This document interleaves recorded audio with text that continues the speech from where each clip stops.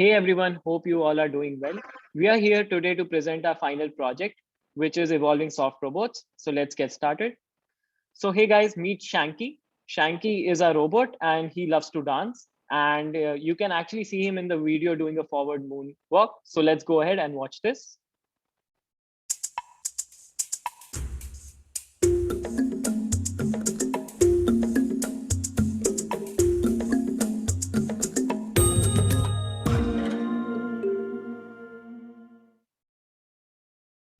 So I hope all of you actually enjoyed this video. And now my friend Ankit would actually like to add a few points here describing how it all happened.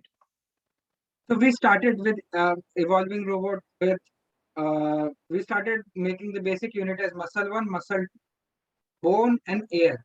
So you can see in the figure that the green spring correspond to muscle one, blue spring correspond to muscle two, air is transparent, and there are black springs that correspond to bone. So when initially we were using Google Cloud Platform, so it was working fine. But later, when the Google Cloud Platform was not available, the resources were not available for Cloud Platform. So when we tried to shift it to our local computer, it was not doing well.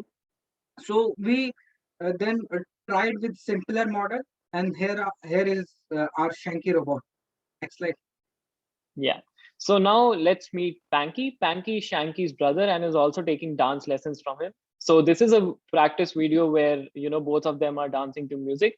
So are you guys excited to watch it? Because I definitely am. So let's go ahead and watch this video.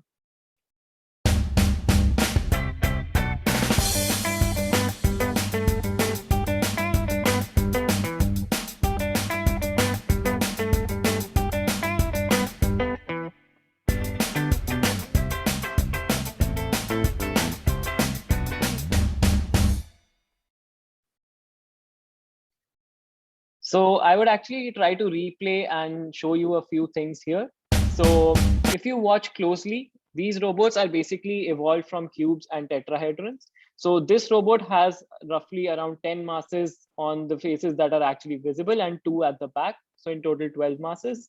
And this robot basically has 8 masses, which you can see of the cube, and 2 masses in front of it, which you can't see from this angle. So these were basically evolved using cubes and tetrahedron. And Ankit would basically like to add a few things here too.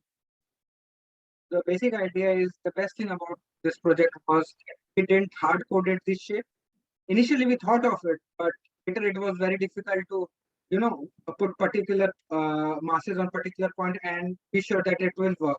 So after applying genetic algorithm, we got all these amazing shape, and that is really great. Right. So now this is a video where we have multiple robots that are there and that are moving. So these are basically Shanky and Panky's cousins. So let's meet them.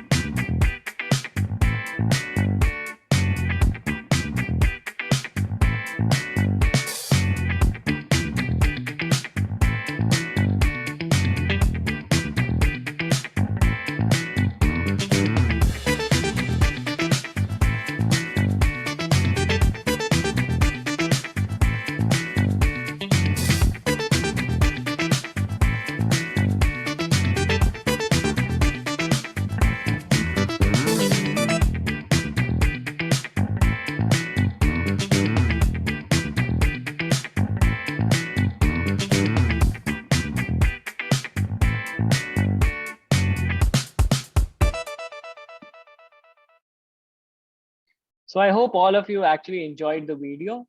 And this is basically an image where we have multiple robots at the same location. And Ankit would like to describe on this.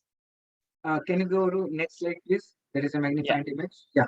So here, what is happening is, as you can see that different robot is having different topologies.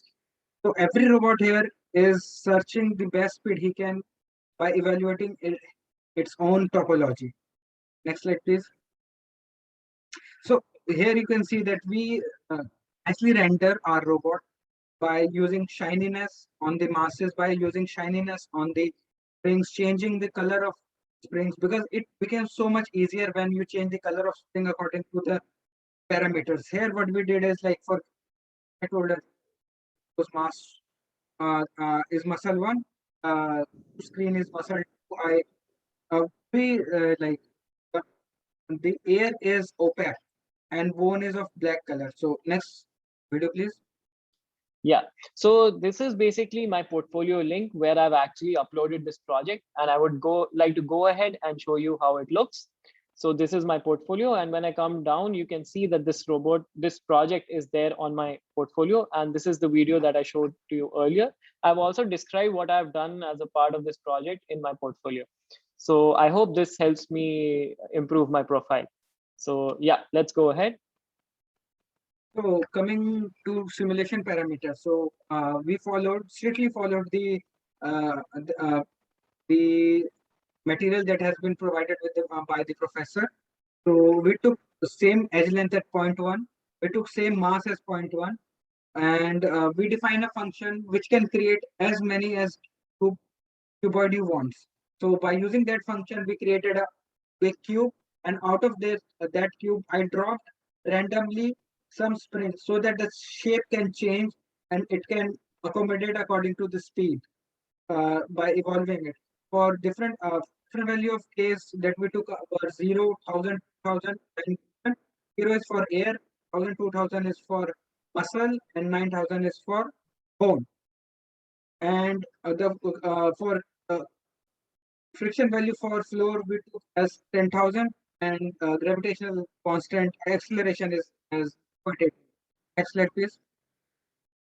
So here, you can see that natural length of the robot spring is changing by using this sinusoidal function, where A define the base length, B is the gain, and C is the phase shift, and omega is the frequency. So these were the ranges in which our robot was performing the best. Next slide, please. So how we did the evolution?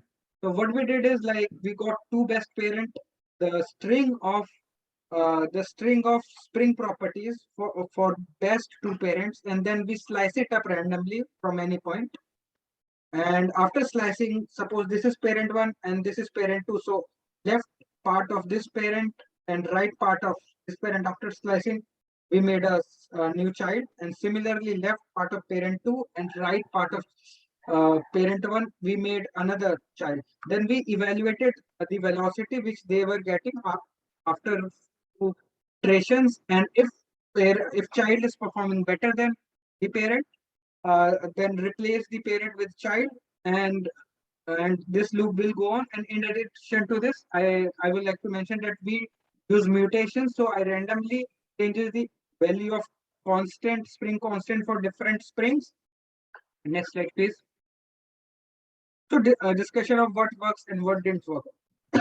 So initially what we were doing is, like, we were calculating in different ranges natural length, using natural length function for every spring.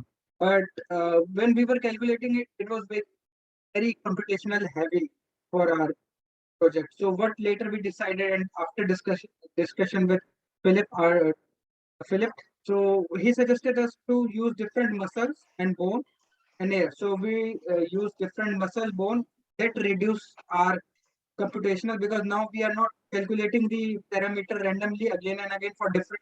So we have different spring. Okay, this property belongs to this, save it in a list.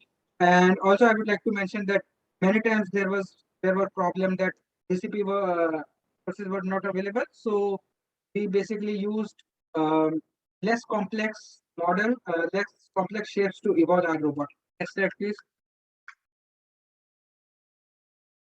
So as I said, we use less complex shape to simulate, because the problem with our shape, I think, was that as we were using every spring at out of different property, not basically that would have made our calculation much like easier. But this is a new way to find a evolving robot. So it was very interesting and it gave us a good result. So we followed this. Next slide, please. So you can see there are a lot number of robot that we created using genetic algorithm. You can see the left most robot looks like a bipedal or tripedal robot. Next slide, please. So you can see the performance curve. As you can see that after certain value, the blue line correspond to the random search. So it got saturated after certain values. Whereas for our genetic algorithm, it performed far better than random search. That means our genetic algorithm was performing rightly. Thank you so much for your time. Take care. Thanks a lot.